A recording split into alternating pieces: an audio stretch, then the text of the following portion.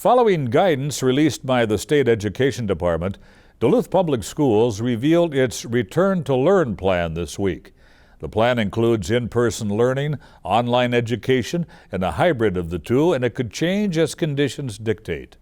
Other school districts are also putting their plans in place for the coming school year. But the evolving plans can be stressful for kids and their caregivers. Joining us now is Molly Harney, Associate Professor of Early Childhood Development at the University of Minnesota Duluth. Molly, thank you very much for being with us tonight. Really appreciate it. Will you share for a few moments with our viewers the stress youngsters might be feeling about all this uncertainty about going back to school? Sure. So one of the things to think about when we're considering the stress that children are experiencing is that it's different for every child.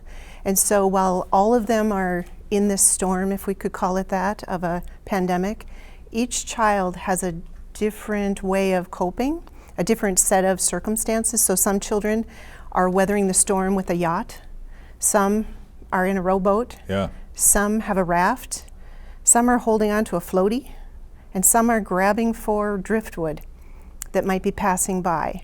So that baseline experience becomes the predictor for where that base level stress might be.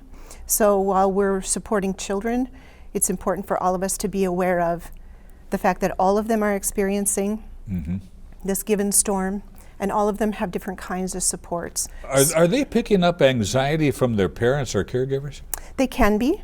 And I think that one of the things we can be thinking about is recognizing the child's stress through the child's kind of developmental stage and validating it.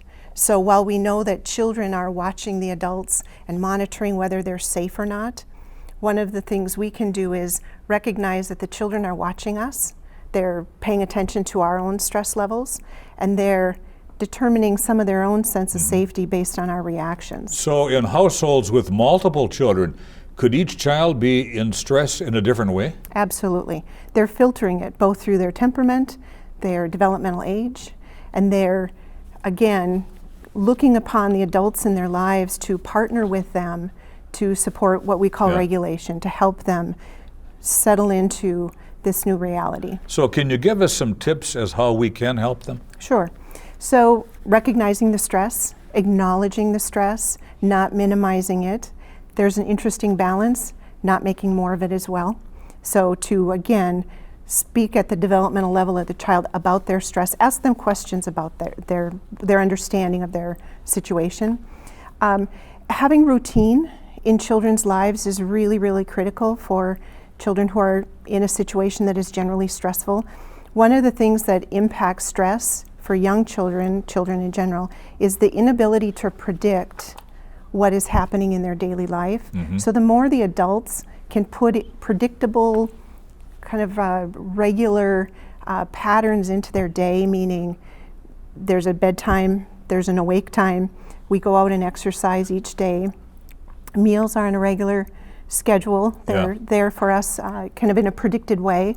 So when children can predict their schedule, their environment, the daily events, it lowers that stress level. One of the things that happened when the pandemic brought us all home was it interrupted some of the regular patterns children had. So then the adults in their lives have this opportunity to bring those patterns back to give that predictability that then lowers that stress. Some children will be distant learning from home, not going back into the classroom. But I would suspect socializing in the classroom is very important for a child in his learning, his or her learning. So then what we need to do is make sure that children have opportunities to socialize. So one of the ways we lower stress levels is through community connection, through socialization. When the pandemic first became an awareness for all of us, when physical distancing or social distancing, I should say, became an issue for all of us, it became really important for those of us who support children to talk about physical distancing, not social distancing. Stay connected. So if there are children who are experiencing isolation and they're not able to get to school, whether there's a health concern, whether the family can't get them to school, it doesn't match their schedule, making sure that we have ways in which all the children have a social connection, whether it's a FaceTime connection, it's online, which, you know, we want to balance physical connection as well as online connection. So is there an indication that parents should be spending more time with their children, perhaps playing with them, reading to them, doing all sorts of other activities with them that perhaps wouldn't have been done? I think it's an opportunity that we could embrace. I think that children are good at managing their own interests and going off and playing on their own, so I wouldn't suggest that now we hover.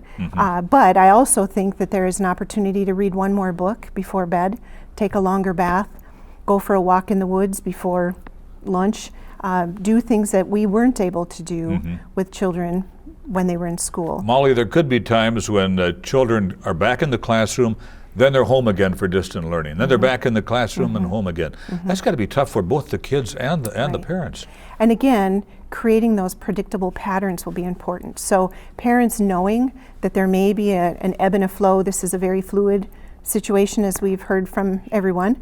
And so being aware of the fluidity of the nature of the issue, and being able to pivot and say, okay, we're home again. What are our schedules? We're going to get up in the morning. We're going to have a breakfast together. We're going to study for a bit. Everybody exercise. Yeah. So being aware of the importance of those predictable patterns. We're almost out of time, but it sounds like this is going to be work, or can be work, for parents and for kids. I think it could be identified as work, but I also think it can be an opportunity to think about the ways children learn, how they explore their environments. Making a cake is math. Building a birdhouse has a lot of learning. So where are the places that we are building upon how children naturally learn? Well, I'm sure you've helped us out. Molly Harney, thank you so very much for being here. You're very welcome. Thank you. Thank you.